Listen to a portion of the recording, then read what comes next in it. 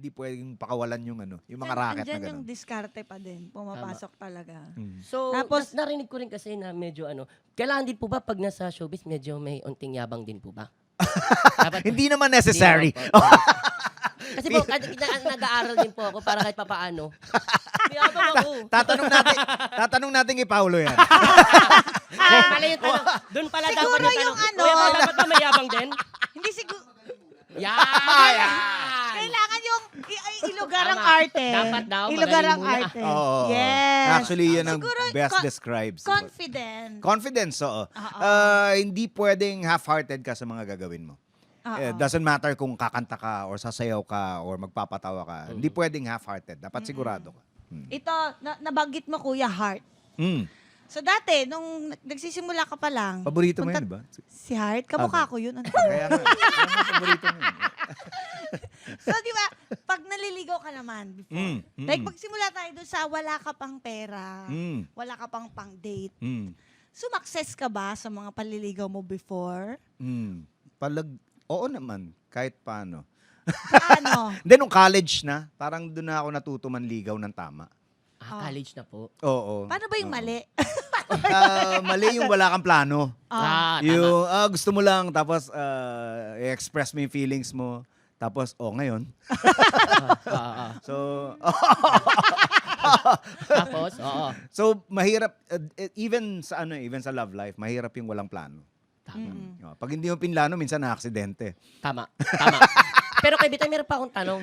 Ano po yung tungkol po dun sa egg pie? Chinismis po sa akin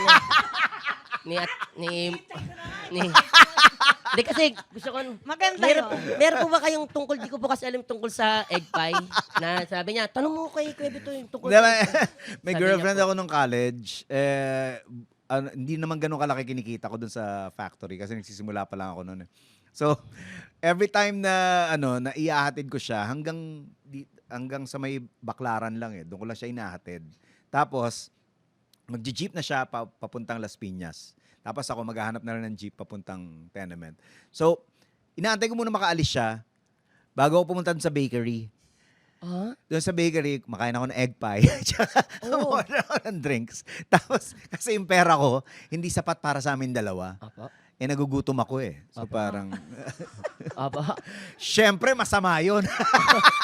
Syempre, hindi mo dapat gawin yun kung mahal mo talaga isang So, tao. part pa yan ng maling paliligaw. Kaya nga, oo. Hindi, college pa. Na dapat nga siya yung pinapakain mo kahit ikaw wag na kumain, di ba? Kaya lang hindi. Syempre, nagsisimula. First girlfriend ko nung college yung ganun yung nangyayari. So, tinatakasan ko siya. Parang inaantay ko siya makaalis, tapos kakain ako. Umiikot pala yung jeep. Sakto-sakto, nung dumaan sa harap ko, sumusubo ako ng egg pie. Nag-slow-mo ba? Oo. Naging pastors ba? Oo. Na-defocus lahat. Nandoon na sa girlfriend ko yung focus. Tapos, kumakaway siya sa akin. Kumakaway siya sa akin habang dumadaan yung jeep. Sabi ng girlfriend niyo.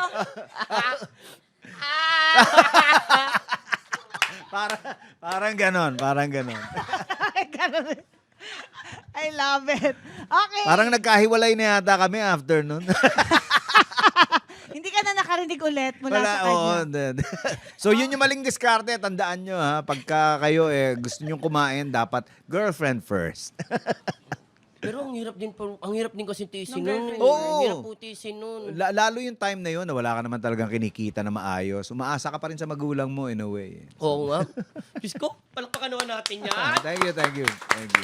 Maraming salamat Okay. po, Kuya Bitoy. Ito, Madam ang Char. lakas ng tawa natin, ang kwentuhan natin. Punta naman tayo sa medyo tahimik, pero rock. Yung Success alam mo pa rin yan. Uy. Oo.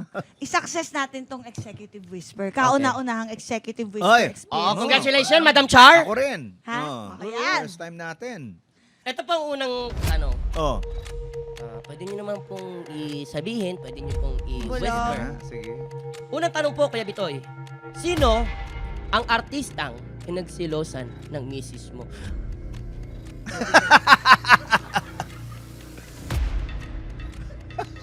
Kuya Bitoy, okay lang. Sige, bubulong ko na lang. Talaga ba? Ah, Hindi, meron pang isa. Sa yung isa. Meron ka pa isa.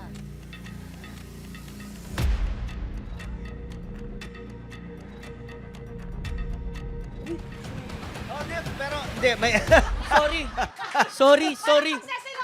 Hindi, teka, may explanation Hindi, yan. ako lang naman yun. Sa akin, ako yung nag-ano. May explanation yan kung ba't nagselos ang asawa ko dyan. Kasi meron akong isang kasama rin sa show, kasama ko yun sa show na si Raulo Opo. Bigla na lang akong tinukso on air. Mm. Na wala namang dahilan, trip niya lang. Mm. Okay? Pwede ba sabihin yun? Tapos, si ano yun? Si... Ay! Ang ganda! Okay. Wala ako side comment. Wala naman talaga. Tapos, bigla na lang napagdesisyonan niya na tuksuhin ako. Wala Sa lang, ere. trip Oo, niya trip lang. na lang. Oo. Tapos, nakatape naman yung show na yon. Pero syempre, pinapanood namin palagi. Sabay pa kayo. Closing na to Closing na to. So, nung narinig Shucks, niya, closing pa. o ba't tinutukso ka? Ay! Oh my God! So, yun. Saan ka Pero, natulog nun? hindi ako natulog. Yun ang akala mo. Surprise! Hindi ako natulog. Hindi kami natulog. Dalawang araw. Meron pang pangalawa. Ito. Gusto ko tumalaman talaga. Sana hindi ako yung sagot. Kuya, sa lahat ng mga naging kababol mo mula noon hanggang ngayon, Okay. sino ang pinaka-pasaway? Pasaway. Not necessarily ayaw mo, but pasaway siya. Okay, hindi. Sige. Ito. Dip, sabihin ko na. Alam naman niya siguro yun. Oo. Si Rufa May. Talaga, bakit po? Si Rufa May. Pasaway si Peachy. Oo.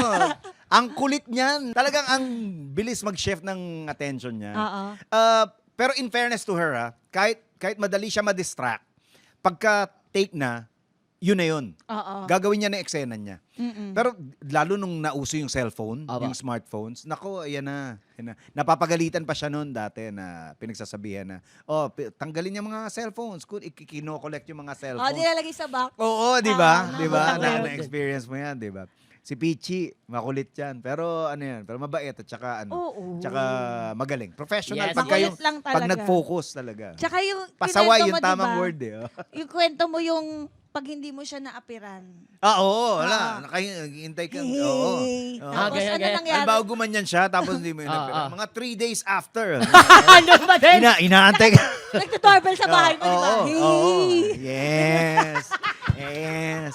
Todo na to. Natatawa pa rin ako doon. Yes. Guys, here we go. Go, go, go. Yes, todo na.